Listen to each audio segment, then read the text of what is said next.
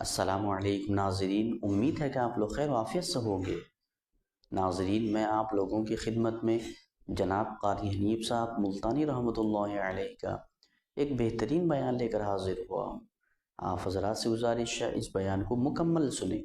آئیے بغیر تاخیر کے بیان کی طرف چلتے ہیں۔ قرآن کریم کی یہ آیات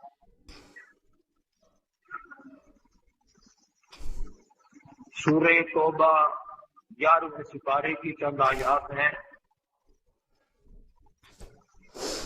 پروردگار عالم نے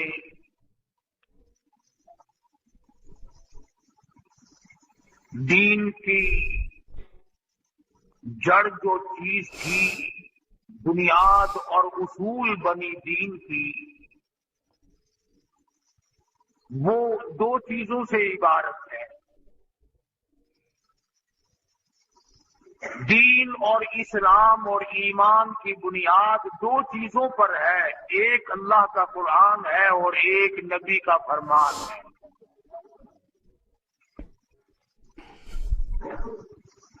دین کی بنیاد، دین کی جڑ، دین کی اساس، ایمان کی اصول کی تمام چیزوں کی بنیاد اور بیخ اور جڑ جو ہے وہ دو چیزیں ہیں، ایک اللہ کا قرآن کریم ہے اور ایک محمد عربی صلی اللہ علیہ وسلم کا فرمان ہے۔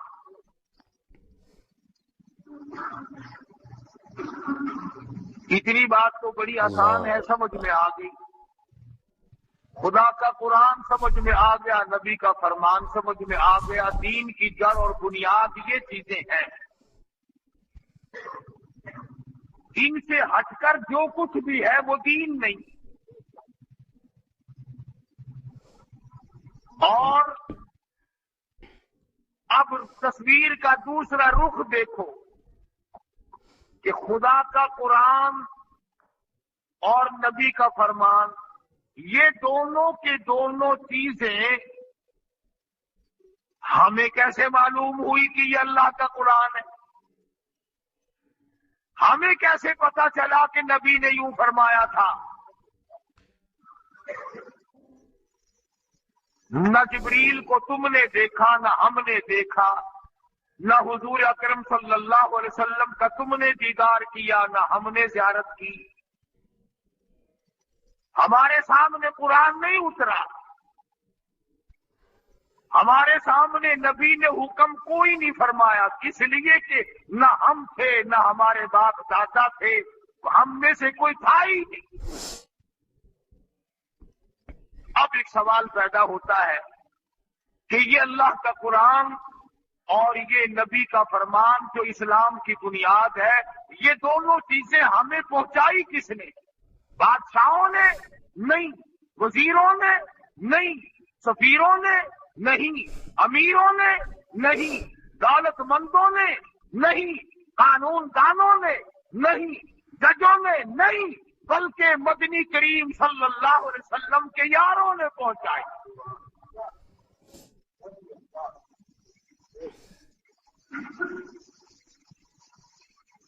صحابہ کرام رضوان اللہ تعالی علیہم اجمعین کی جماعت میں سے کوئی صحابی خود نہیں بنا، بلکہ اللہ پاک نے ان کا انتخاب فرمایا۔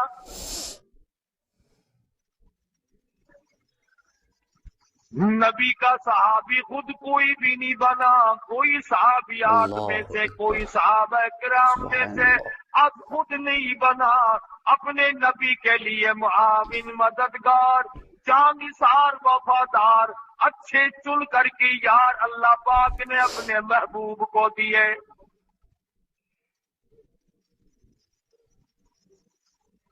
گویا صحابہ کرام اسلام کی بنیاد ٹھہرے، صحابہ کرام قرآن کی بنیاد ٹھہرے، انہوں نے مدنی کریم صلی اللہ تعالی علیہ وسلم سے قرآن سیکھا، انہوں نے نبی کریم صلی اللہ علیہ وسلم سے حدیث پاک سیکھی، حضور کے اقوال دیکھے، اعمال دیکھے، افعال دیکھے، ان کو نقل کر دیا۔ آج اس امت کو اسلام ملا تو صحابہ کرام کی وجہ سے، کلمہ ملا صحابہ کرام کی وجہ سے، نماز جنازہ ملی صحابہ کرام کے واسطے سے، 5 وقتوں کی اذان ملی، تہجد ملی، اشراق ملی، زکات ملی، رمضان کے روزے ملے، نکاح ملا، عید کی نماز ملی، یعنی تمام کا تمام اسلام صحابہ کرام کے واسطے سے ملا۔ اللہ۔ اب اگر ہم میں سے کوئی صحابہ کرام کا اعتبار نہیں کرتا، مدنی کریم صلی اللہ علیہ وسلم کے یاروں کا اعتبار نہیں کرتا، اس کا کلمہ صحیح نہیں، اس کا قرآن صحیح نہیں، اس کا رمضان صحیح نہیں، اس کا نکاح صحیح نہیں، اس کی شادی صحیح نہیں، اس کی نماز جنازہ صحیح نہیں، اس لیے صحابہ کرام پہ لازمی یقین کرنا پڑے گا۔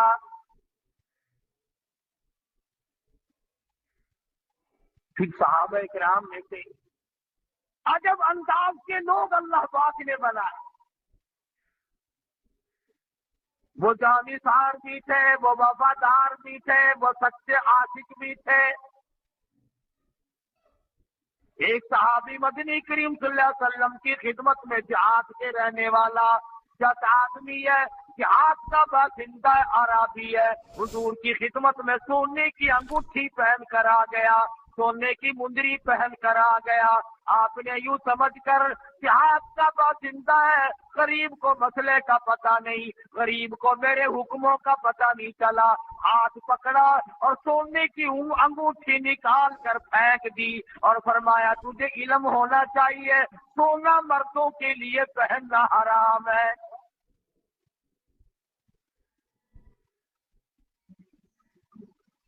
اب حضور اکرم صلی اللہ علیہ وسلم تشریف لے گئے، انگوٹھی پڑی ہے سونے کی، دھیان کرنا صحابہ کرام کافی سارے دیکھ رہے تھے، قریب آئے اور فرمانے لگے کہ اٹھا لے، بیٹی کو دے دینا پہننا جائز ہے، بیوی کو دے دینا، بہن کو دے دینا، گھر میں دے دینا، سبحان اللہ۔ عورتوں کے لیے سونا پہننا جائز ہے، اٹھا لے، بیچ کر پیسے بنا لے، کپڑا خرید لے اور کھانے پینے کا سامان لے لینا، یہ انگوٹھی اپنی اٹھا لے، آخر 2-4 ماسے کی ہوگی، کسی نہ کسی بدن کی بھی ہوگی، اور غربت کا زمانہ ہے، ضرورت کا زمانہ ہے۔ تمام صحابہ کہتے ہیں اٹھا لے، پر وہ نوجوان کہنے لگا قیامت آ سکتی ہے، میں اس سونے کی انگوٹھی کو نہیں اٹھاؤں گا۔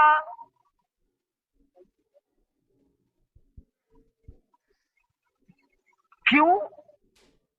کہتا ہے جس سونے کو میرے آقا نے پھینک دیا میں اٹھا لوں، میری غلامی کس کام کی؟ چاہے میں پہننے کے لیے نہ اٹھاؤں، چاہے میں استعمال کرنے کے لیے نہ اٹھاؤں، آخر میرے آقا نے پھینک دیا ہو میں اٹھاؤں تو پھر میری غلامی کس بات کی؟ حالانکہ مسئلے کی بات تھی، صحابہ کرام نے مشورہ صحیح دیا، بات صحیح بتا دی، جو اس کے لیے اچھی تھی، کام کی بات تھی کہ اس کو بیچ سکتے ہو، خرید سکتے ہو، عورتوں کو پہنا سکتے ہو، اور کچھ زیور بنوا سکتے ہو، پیسے بنا سکتے ہو، کھانے پینے کا ساز و سامان خرید سکتے ہو۔ عشق کا تقاضا یہ ہے، کہنے لگا میں تو اس اٹھانا تو درکنار رہا، آنکھ سے بھی دیکھنے کو تیار نہیں۔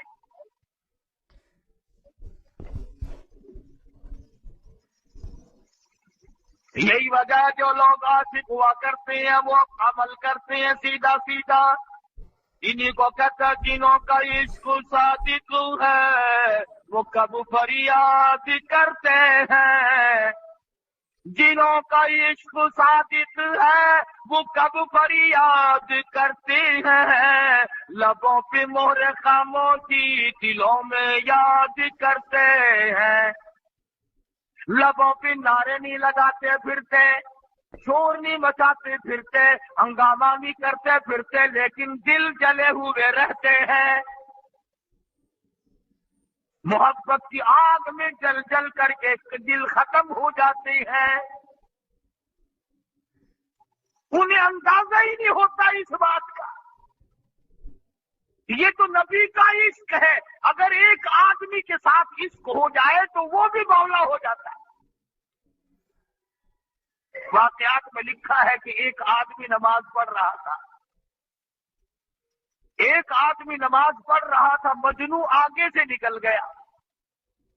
کوئی صوفی آدمی تھا، نیت توڑ کے پکڑ لیا کہ میرے آگے سے کیوں نکلا، میرے آگے سے کیوں گزرا. مجنو کہنے لگا تیری نماز ہی نہیں ہوئی، دوبارہ جا کے پڑھ. تو کہنے لگا نکلا تو، نماز میری نہیں ہوئی. کیوں نہیں میری نماز ہوئی؟ آگے سے تو گزرا میرے سے، میری نماز کے آگے سے گزرا تو ہے، نماز میری نہیں ہوئی. کہنے لگا ہاں ایک بندے کے عشق میں مجھے تو نظر نہیں آیا اور تو خدا کی نماز پڑھ رہا تھا اور مجھے دیکھ لیا.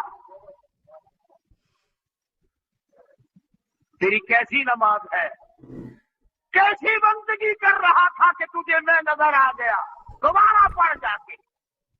اسی کو کہتا ہے کہ سر کا سجود ہوں مگر عزم میں پختگی نہیں، سر کا سجود ہوں مگر عزم میں پختگی نہیں، قائل بندگی تو ہوں قابل بندگی نہیں. سجدے کا مزہ، سجدے کا لطف، سجدے کا کیف، سجدے کی لذت ان سے جا کے پوچھو. نہ مسجد میں نہ بیت اللہ کی دیواروں کے سائے میں نماز عشق ادا ہوتی ہے تلواروں کے سائے میں. ان سے جا کے پوچھو جنہوں نے سجدے میں سر کٹا دیے. کتنی لذت آئی، کتنی حلاوت ملی، کتنا مزہ آیا، کس قدر لطف اندوز ہوئے.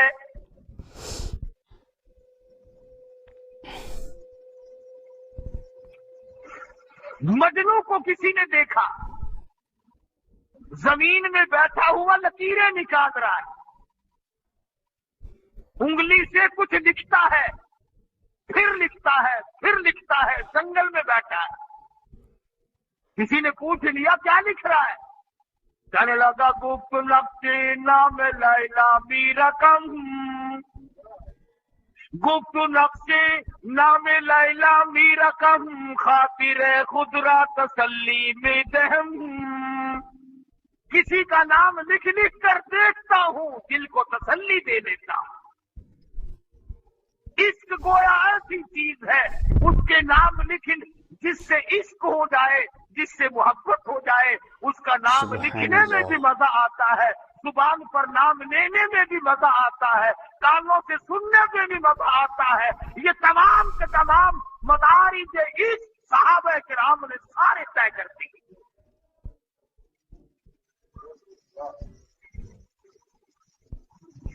ایک اور صحابی حضور کے سامنے آتا ہے، سرخ رنگ کے کپڑے پہنے ہوئے، اور آ کر کے سلام کیا ہے. آپ نے یہ بھی نہیں فرمایا کہ جائز نہیں، حرام ہے، ناجائز ہے تیرے لیے. آپ نے اس کے سلام کا جواب نہ دیا. بس صحابی کا دم نکلنے کو ہو گیا، میں مارا گیا، میں ہلاک ہو گیا، میری زندگی تلخ ہو گئی. کالی کملی والے صلی اللہ علیہ وسلم نے میرے سلام کا جواب نہ دیا. صحابہ کرام سے پوچھنے لگا، دوستو بتاؤ کیا گناہ ہوا مجھ سے، کیا جرم ہوا مجھ سے، کیا خطا ہوئی مجھ سے، مجھے پتا نہیں چلا کہ حضور مجھ سے ناراض کیوں ہوئے صلی اللہ علیہ وسلم. صحابہ کرام فرمانے لگے کہ جس رنگ کے کپڑے تو پہن کر آیا حضور کو پسند نہیں. سرخ رنگ کے کپڑے مدنی کریم صلی اللہ علیہ وسلم کو پسند نہیں، مرد کے لیے منع فرمایا.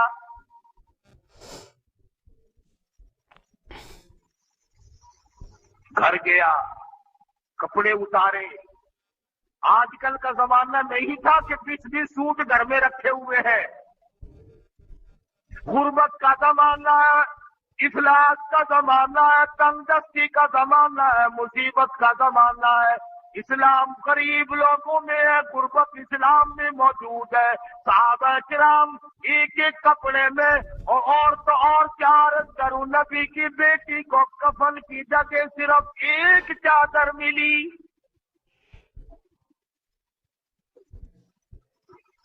سیدنا امیر حمزہ رضی اللہ تعالیٰ عنہ جیسے سید الشہداء جلیل القدر صحابی کو ایک چادر ملی۔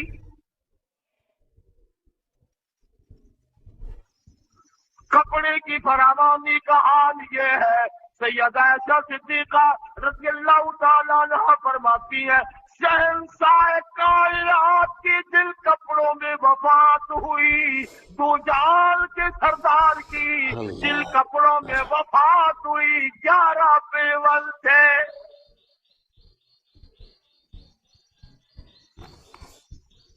تنگدستی ہے، غربت ہے۔ صحابہ کرام کہتے ہیں ہم نے مدنی کریم صلی اللہ علیہ وسلم کے لباس میں دھاگا نہ ہونے کی وجہ سے، دھاگا نہ ملنے کی وجہ سے آپ کے کرتے مبارک میں کئی جگہ ہم نے کانٹے چبھے ہوئے دیکھے۔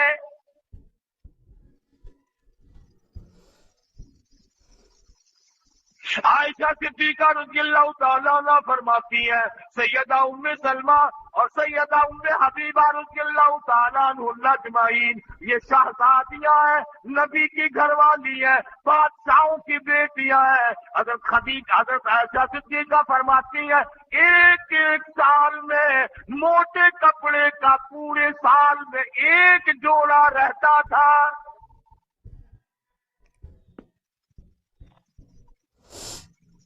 ہماری ماں کہتی ہے حضور اکرم صلی اللہ علیہ وسلم کا بستر مبارک جو تھا ٹاٹ کا بنا ہوا تھا، آدھا نیچے بچھا دیا جاتا تھا، آدھا اوپر اوڑا جاتا تھا۔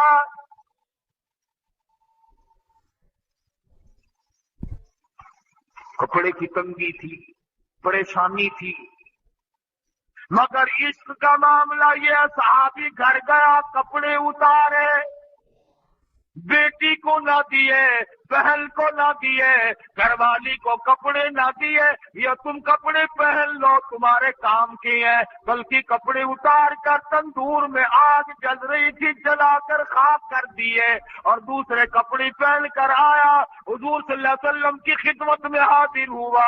صحابی نے سلام کیا، حضور نے جواب دیا، حضور مسکرانے لگے۔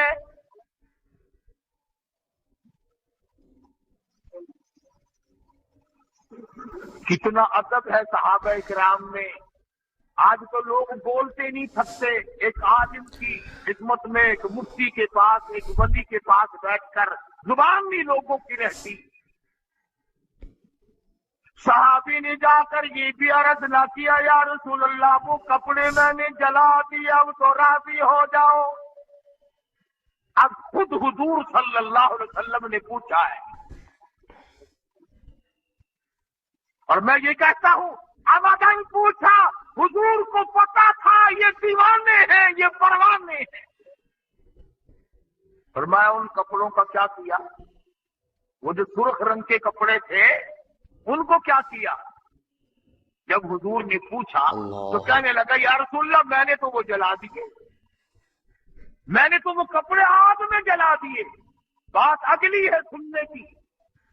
فرمایا غربت تنگ دستی عورتوں کے مطلب کے تھے، کسی عورت کو گھر میں دے دیا ہوتا ان کے کام آ جاتے، وہ کپڑے ان کے لیے تو جائز تھے۔ صحابی کہتا ہے او میرے آقا، جن کپڑوں کو دیکھ کر آپ نے منہ پھیر لیا ہو، چہرہ انور پھیر لیا ہو، جن کپڑوں کو دیکھ کر آپ ناراض ہو گئے ہو، رب ذل جلال کی قسم میرے پاس وہ آنکھیں نہیں ان کپڑوں کو دوبارہ دیکھوں۔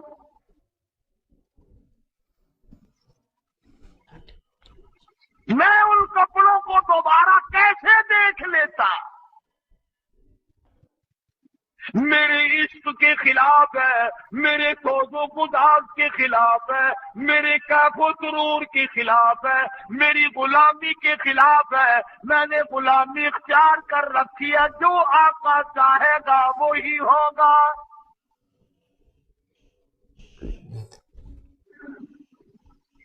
حضور اکرم صلی اللہ علیہ وسلم سفر میں تشریف لے جا رہے ہیں، قافلہ چل رہا ہے،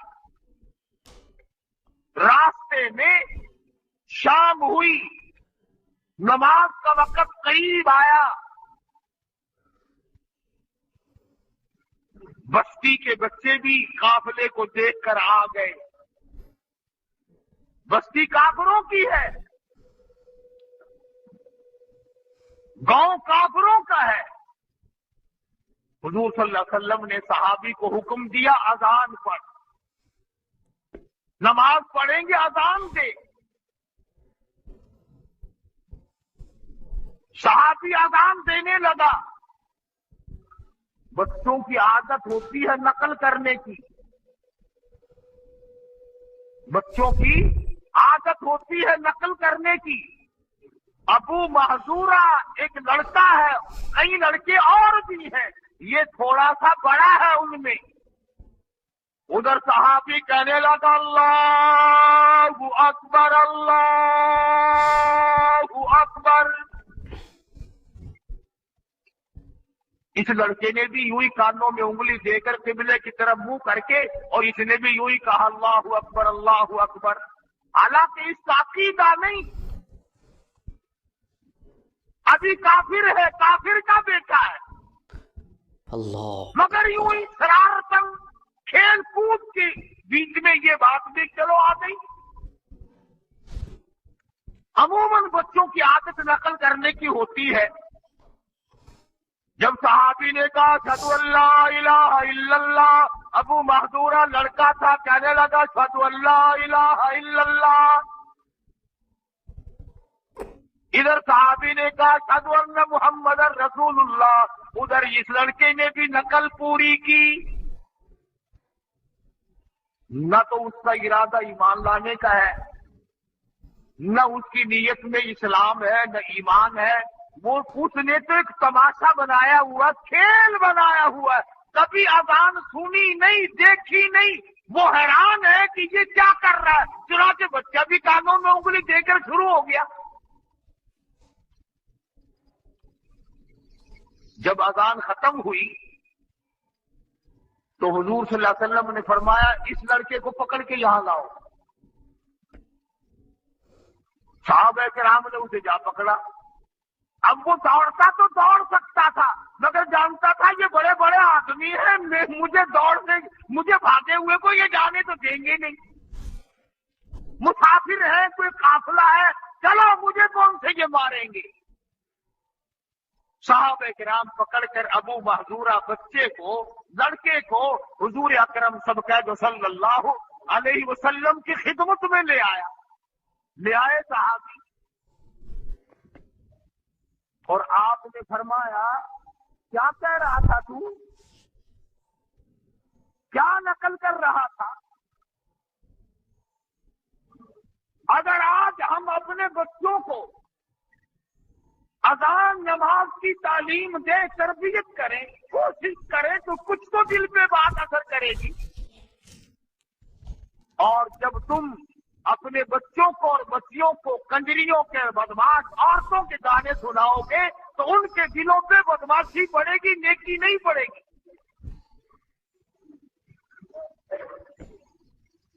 قصور ہمارا ہے، نسل کا نہیں۔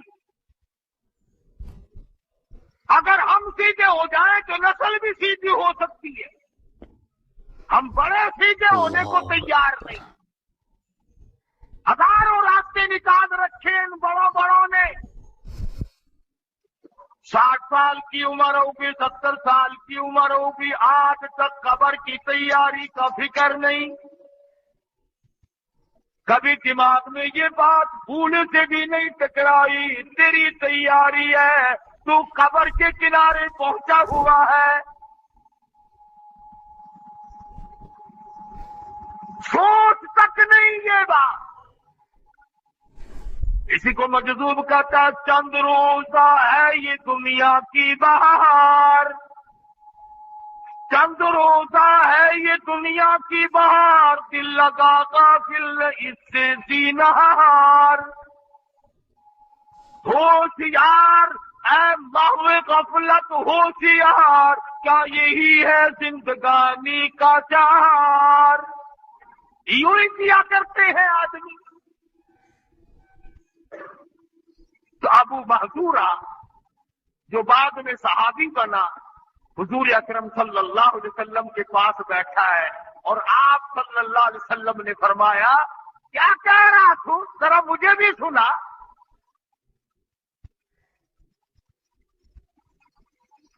اب وہ خاموش ہے۔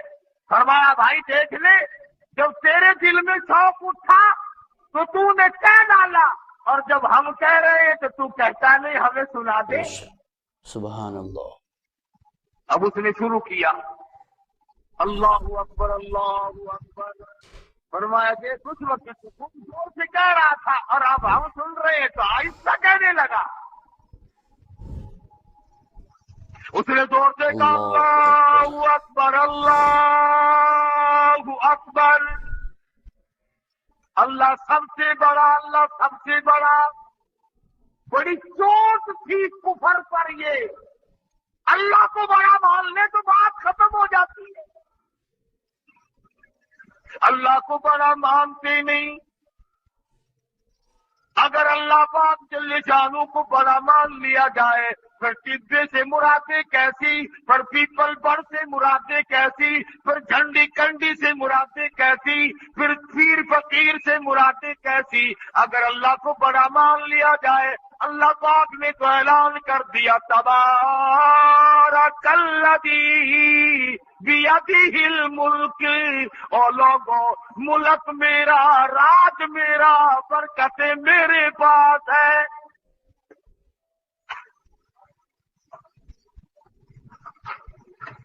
ابو محذورہ کہنے لگا اللہ اکبر۔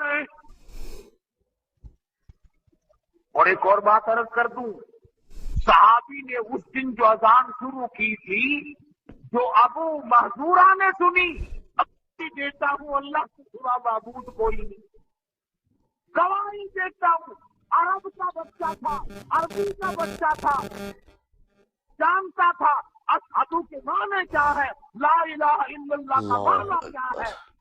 آہستہ آہستہ کہنے لگا۔ حضور نے فرمایا نہیں بھائی مزہ نہیں آ رہا، اسی طرح سے کہہ جیسے اس وقت کہہ رہا تھا۔ اور اگلی بات تو اور زیادہ خطرناک تھی، جھگڑا ہی یہ تھا، اشہدو ان محمد رسول اللہ جب کہنے لگا تو اس نے اور زبان نیچے کو دبائی۔ حضور صلی اللہ علیہ وسلم نے فرمایا نہیں بھائی ذرا اونچی اونچی، جس طرح سے اس وقت تم نے کہا تھا یوں ہی کہہ کے سناؤ۔ اور یوں لکھا علماء کرام نے، وہ اذان کے کلمے دہرا رہا تھا اور رحمت والا ہاتھ کالی کملی والے کا سر پر رکھا ہوا تھا۔ سبحان اللہ۔ جب اذان کے کلمے پورے کہہ چکا،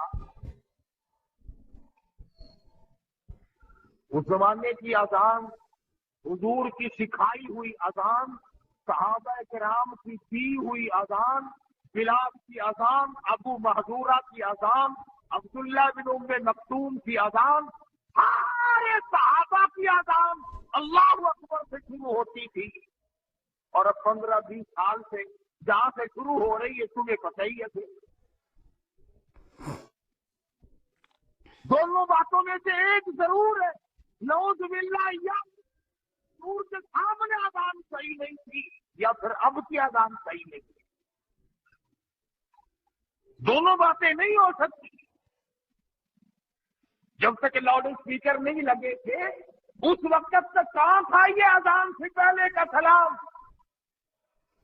اور آج بھی جس دن بجلی نہیں ہوتی اس دن سلام کدھر جاتا ہے؟ ابو محذورہ رضی اللہ تعالیٰ عنہ جب اس کے جانے لگا لڑکا تھا، حضور صلی اللہ علیہ وسلم نے کھیل لی، اس کو پیسوں کی پکڑا دی۔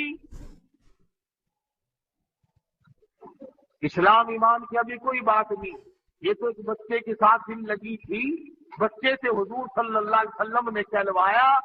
یعنی ثابت یہ ہوا کہ حضور اکرم صلی اللہ علیہ وسلم بچوں کو کوشش کرتے تھے کہ اذان سیکھ جائیں۔ अब ईमान और इस्लाम की कोई बात नहीं।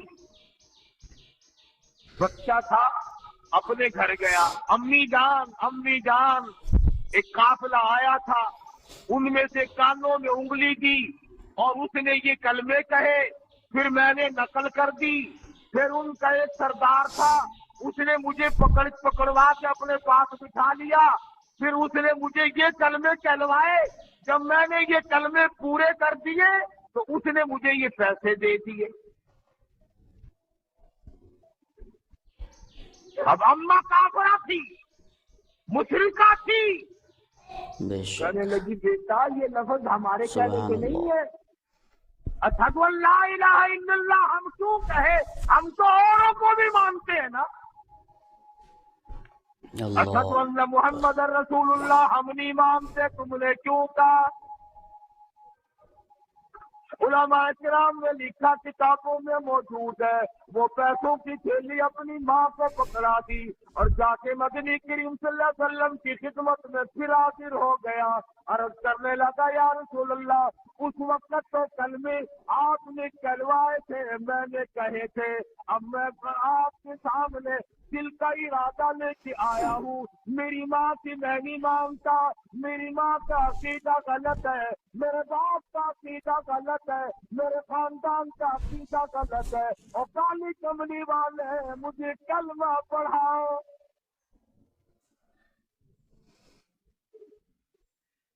बच्चा था, हालांकि हुजूर अकरम सल्लल्लाहु अलैहि वसल्लम ने उसे कलमा पढ़ाया और फतह मक्का के बाद उसको मक्के का बैतुल्लाह का मुअज्जिन बना दिया। उसने अज़ानें की हैं।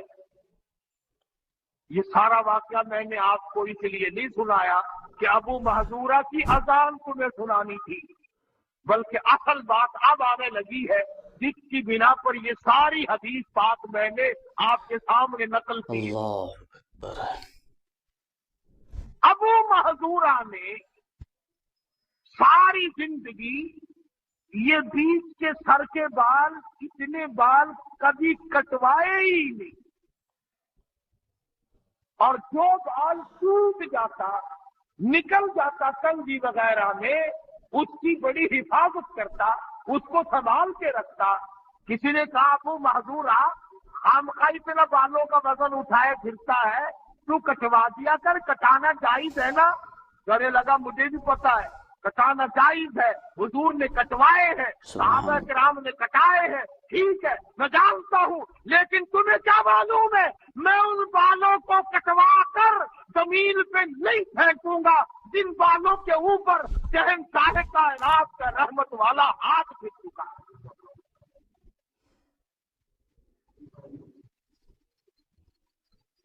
पूछा गया, तेरे सर पे कब हाथ फेरा था। फरमाया, जब मुझसे वो कलमे कहलवाए अजान के, उस वक्त मैं जुबान से कह रहा था अल्लाहु अकबर, अल्लाहु अकबर, और हुजूर का हाथ मेरे सर पे रखा हुआ था।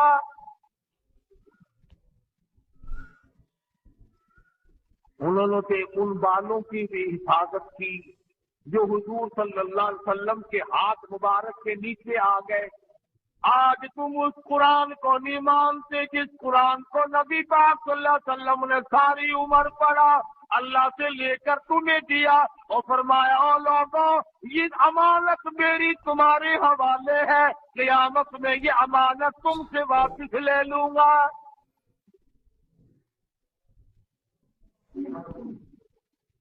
ये लोग तमाम चीजों की छानबीन किया करते थे, तहकीक किया करते थे, तफ्तीश किया करते थे, मालूमात करते थे कि आया ऐसा ना हो कि हम खामखा गुनाह में फंस जाए।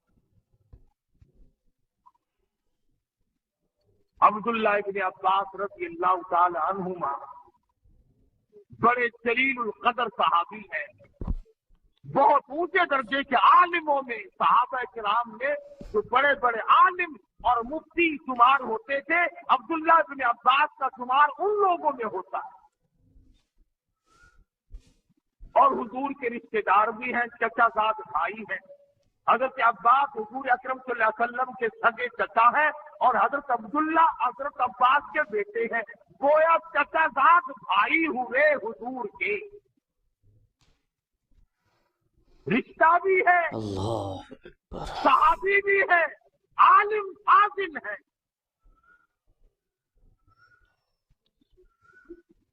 कुछ आदमी आए हजरत अब्दुल्ला बिन अब्बास रज़ियल्लाहु ताला अन्हु की खिदमत में और कहने लगे कि हम फलां इलाके के बाशिंदे हैं।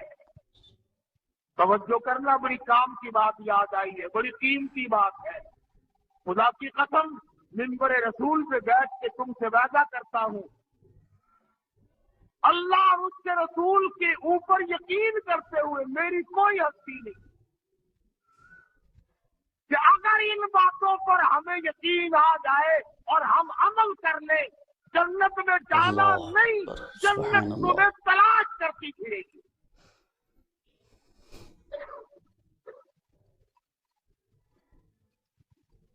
कुछ आदमी आए, हजरत अब्दुल्ला बिन अब्बास फरमाते हैं मेरे पास कुछ आदमी आए, किसी इलाके के थे और कहने लगे आप बड़े आलिम हैं, फाजिल हैं, अल्लाह वाले हैं, मुफस्सिर हैं कुरान के, एक मसला पूछना है। फरमाया पूछो क्या मसला है, जान करना। कहने लगे हम इतने आदमी हज के इरादे से जा रहे हैं।